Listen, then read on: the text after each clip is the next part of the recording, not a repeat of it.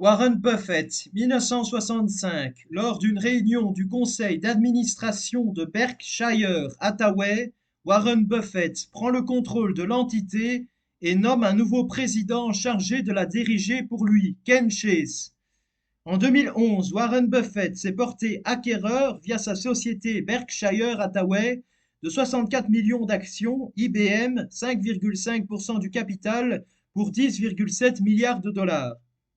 Buffett pense ainsi: il faut investir dans une entreprise qui fait des bénéfices réguliers.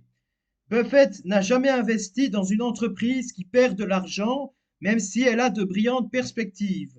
De 2009 à 2015, la fondation a financé Gavi Alliance à hauteur de 3,152,8 millions de dollars. OMS à hauteur de 1,535,1 millions de dollars. Programme de vaccination du PATH à hauteur de 333,4 millions de dollars. Siège de l'UNICEF à hauteur de 277,6 millions de dollars. Fondation des Nations Unies à hauteur de 143 millions de dollars. Institut international de recherche sur les politiques alimentaires à hauteur de 110,7 millions de dollars. En 2016, la fondation finance 1,543 757 800 dollars pour Gavi Alliance. De 2009 à 2020, 152 634 989 dollars pour la Rockefeller Philanthropy Advisors Inc.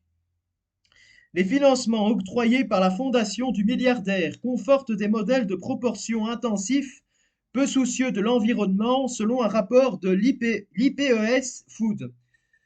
En 2017, Bill Gates, à l'occasion du One Planet Summit, annonce que la Bill et Melinda Gates Foundation va investir 300 millions de dollars au cours des 3 prochaines années pour financer la recherche agricole qui aidera les fermiers les plus pauvres à s'adapter au changement des conditions climatiques. Cela concerne notamment la gestion, la protection et l'amélioration des cultures. Une initiative reçue avec enthousiasme par ceux qui estiment qu'ils en seront les principaux bénéficiaires comme les pays africains, mais qui soulève aussi de nombreuses interrogations chez certains observateurs. La Fondation considère que les agriculteurs les plus pauvres, qui subissent les conséquences de ces changements climatiques, n'y sont pour rien.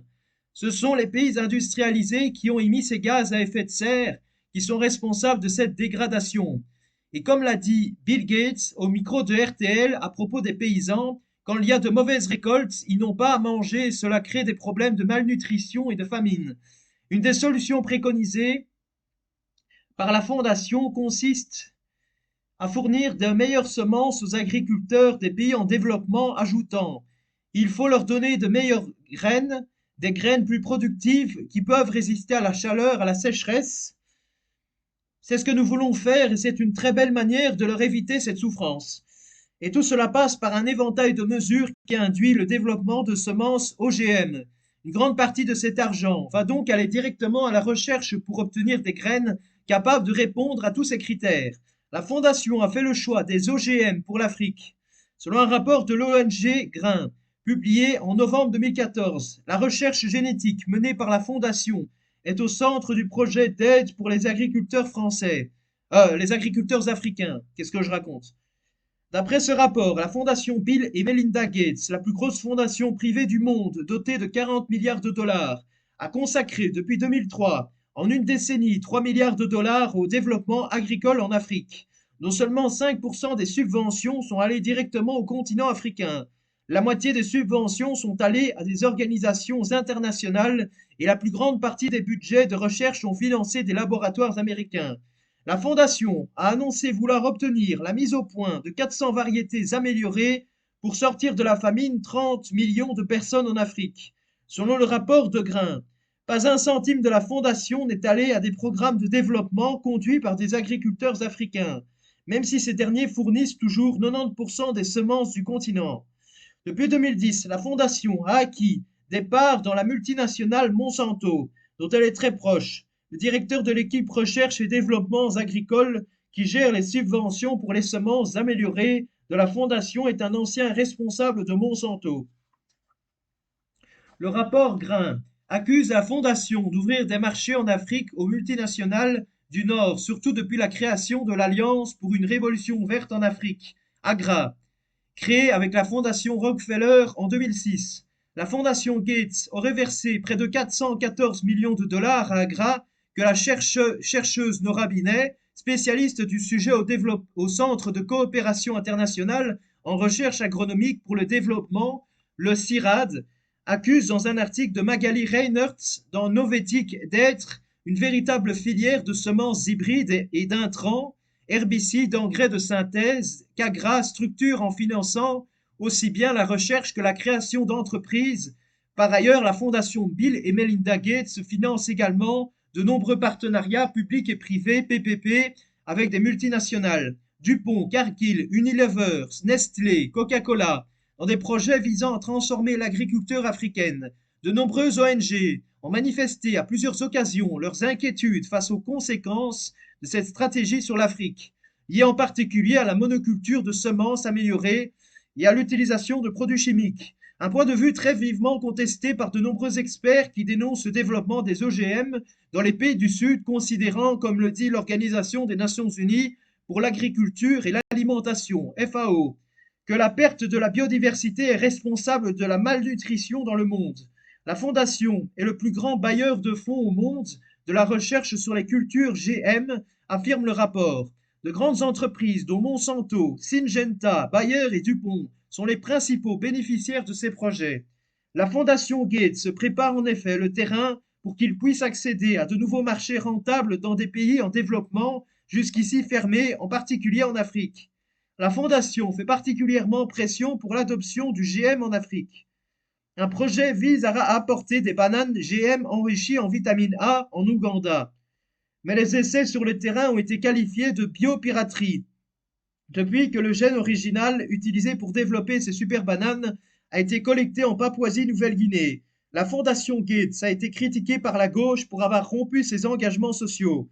Une enquête du Los Angeles Times, publiée en 2007, a révélé que 8,7 milliards de dollars, soit 41% des actifs de la Fondation Gates, ont été investis dans des entreprises allant à l'encontre des objectifs caritatifs de la fondation, de la philosophie socialement concernée. Source.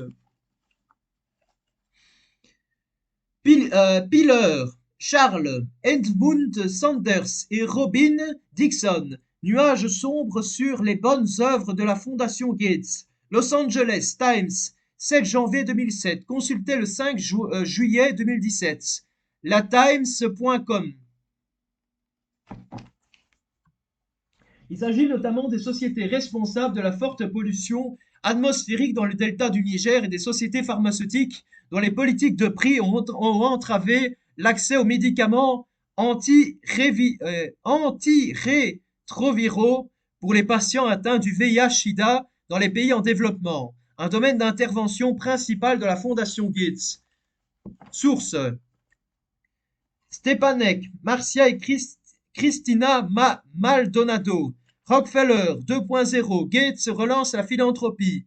NBCnews.com, 24 juin 2008, consultez le 16 juillet 2017. NBCnews.com. Le Gates Foundation Trust a été créé en octobre 2006, plusieurs mois après l'investisseur milliardaire et ami du bienfaiteur de la fondation Bill et Melinda Gates, Warren Buffett, a annoncé un plan pour donner à la fondation Gates 31 milliards de dollars. La grande majorité de la succession de Buffett en cadeaux annuels répartis sur une décennie ou plus dans le cadre du don. Buffett est devenu l'un des 3 administrateurs de la fondation Gates et participe activement à l'octroi de subventions de la fondation. Étant donné que le don consisterait principalement en des transferts annuels d'actions de la société de Buffett, Berkshire Hathaway, la fondation Gates craignait que Buffett ne soit accusé d'utiliser la dotation de la fondation Gates pour continuer à contrôler l'entreprise de seconde main. La solution consistait à scinder la fondation Gates en 2 entités, une entité subventionnaire et le Gates Foundation Trust, une entité de gestion des investissements qui finance la fondation et gère les actifs de dotation de la fondation. Bill et Melinda Gates, mais pas Buffett, sont administrateurs de la fondation Trust, et la dotation de la fondation est gérée par une équipe de gestionnaires de placements externes. En février 2016, la fondation a pris une participation de 52 milliards de dollars, de 52 millions de dollars dans CureVac, une société biopharmaceutique allemande. Source TheGuardian.com.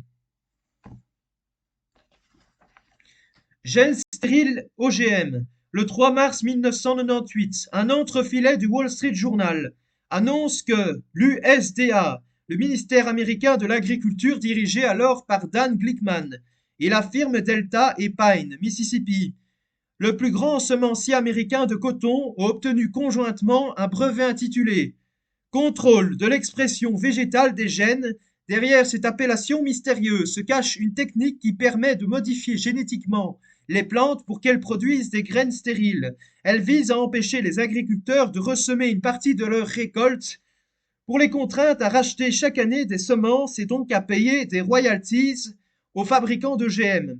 Concrètement, la plante a été manipulée pour produire une protéine toxique à la fin de sa croissance qui rend ses graines stériles.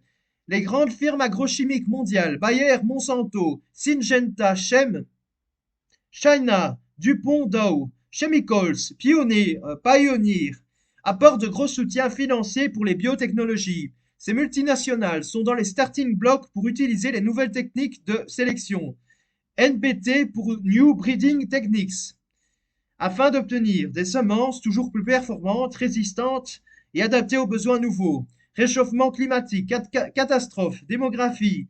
Il s'agit donc d'un immense marché, d'autant plus si les graines sont stérilisées, forçant les paysans à en racheter chaque année. Les particuliers se trouveront également inondés de ces produits. Après, nous avons un tableau. Alors, dans ce tableau, il y a, parce qu'il y a deux tableaux, et je vais essayer d'analyser en tout cas le premier parce que le second, c'est pas très clair. Donc, il y a investisseur Bill et Melinda Gates Foundation Trust. Et dans le tableau, on se rend compte que notamment les investisseurs ont investi massivement dans les commerces de télé divers. Non, c'était les compagnies d'assurance à hauteur de 10 milliards 725 millions 853 000 dollars, donc 56,86%. Et le minimum, c'était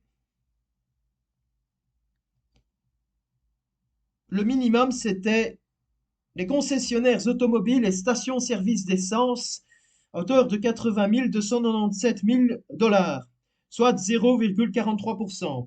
Cela nous fait au total 18 millions 800, donc 18 milliards 862 millions 35 000 dollars, soit de 100% évidemment. Après, je me suis peut-être trompé avec les chiffres, je suis peut-être pas le meilleur en maths. Le journaliste Lionel Astruc a enquêté sur la fondation Bill et Melinda Gates. Officiellement, son objectif est de lutter contre les inégalités, explique Lionel Astruc. En réalité, elle alimente davantage et consolide un système qui produit des inégalités. Le journaliste a enquêté et publie l'art de la fausse générosité. La fondation Bill et Melinda Gates, édition Actes Sud. À travers sa fondation, Bill Gates orienterait les politiques de recherche et de développement. Sa fondation intervient directement dans le secteur privé, poursuit Lionel Astruc.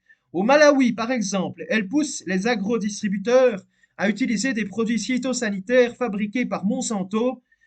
Il y a une vraie forme de collusion et de conflit d'intérêts. La Fondation Gates consacre chaque année 5% de ses fonds à l'exemption d'impôts, mais les 95% restants sont des investissements rémunérateurs visant à assurer la pérennité de l'organisation. Des fonds gérés par des financiers chargés de diversifier fortement leur portefeuille, mais sans directive précise, rapporte le LA Times. Le quotidien donne de multiples exemples. Au Nigeria, les populations habitant dans la région pétrolifère du delta du Niger souffrent de problèmes respiratoires et de cancers, mais aussi d'épidémies de bronchite chez les adultes et chez les enfants, d'asthme et de problèmes de vue, des maladies causées par les fumées toxiques qui émanent des flammes des nombreux gisements en feu au Nigeria. Certes, la fondation Gates a versé 218 millions de dollars pour la recherche et l'immunisation contre la polio et la rougeole à travers le monde, y compris dans la région du delta du Niger. Mais en même temps qu'elle finançait des campagnes de vaccination, elle a investi 423 millions de dollars dans Eni, Royal Dutch Shell, ExxonMobil, Chevron et Total. Des compagnies éminemment responsables de la pollution dans cette région. Voilà. Très bientôt pour une prochaine vidéo.